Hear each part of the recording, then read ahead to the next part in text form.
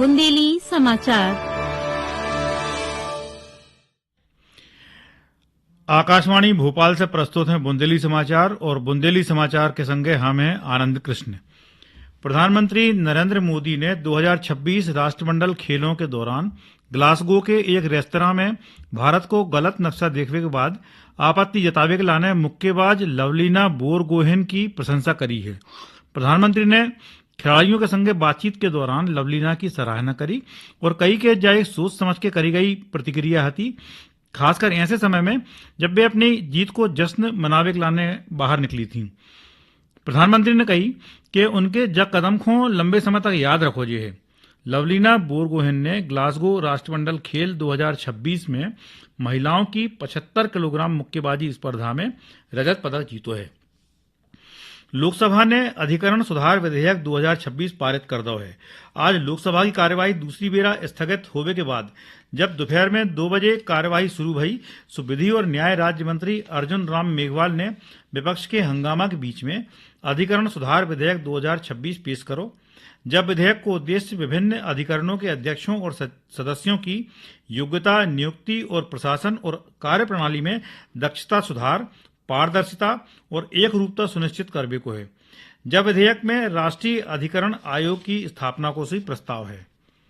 मुख्यमंत्री डॉक्टर मोहन यादव ने कही कि संस्कार कांवड़ यात्रा धार्मिक और सांस्कृतिक परंपरा के संगे श्रद्धा और सामाजिक एकता को सही प्रतीक है।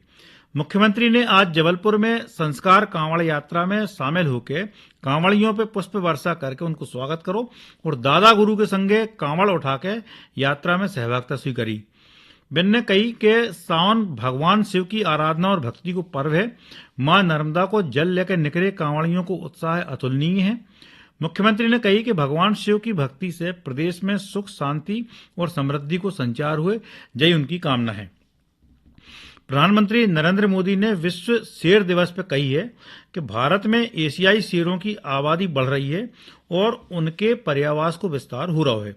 बिन ने केंद्रीय पर्यावरण मंत्री भूपेंद्र यादव को आलेख साझा करते हुए कही कि सामुदायिक भागीदारी के संगे वन्य जीव संरक्षण की सरकार की प्रतिबद्धता जा विशिष्ट प्रजाति को आवे वाली पीढ़ियों तक संरक्षित कर रखने को प्रेरक उदाहरण है। आलेख के अनुसार वर्ष 2015 में 523 रही एशियाई शेरों की संख्या 2025 में बढ़ के 891 हो गई है।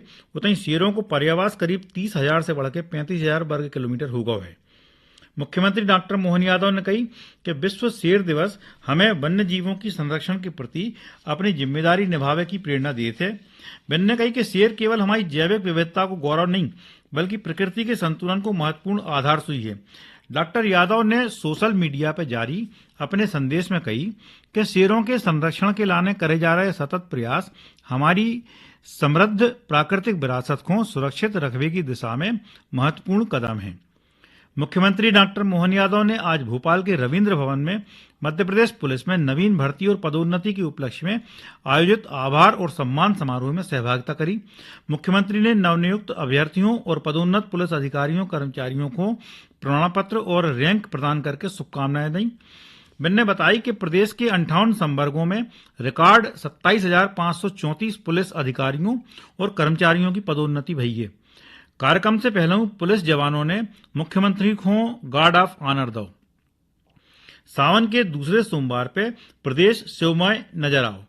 भोपाल समेत प्रदेश के प्रमुख शिवालयों में बारिश के बीच भी श्रद्धालुओं की लंबी कतारें लगी रहीं। उज्जैन में भगवान महाकाल को भस्म आरती में दिव्य श्रृंगार करोगे। रायसेन के भोजेश्वर महादेव मंदिर में भगवान शिव को 6 कुंटल फूलों से विशेष श्रृंगार करोगे। उतई ओंकारेश्वर में तड़के 4 बजे से दर्शन के लाने कतारें लग गईं। जबलपुर में संस्कार कांवड़ यात्रा में बड़ी संख्या में श्रद्धालु शामिल हुए। और अब मौसम की जानकारी। प्रदेश में मानसून ने जोर पकड़ लो है और कई जिलों में तेज बारिश को दौर जारी है। मौसम विभाग ने 21 जिलों में भारी बारिश को अलर्ट जारी करो है।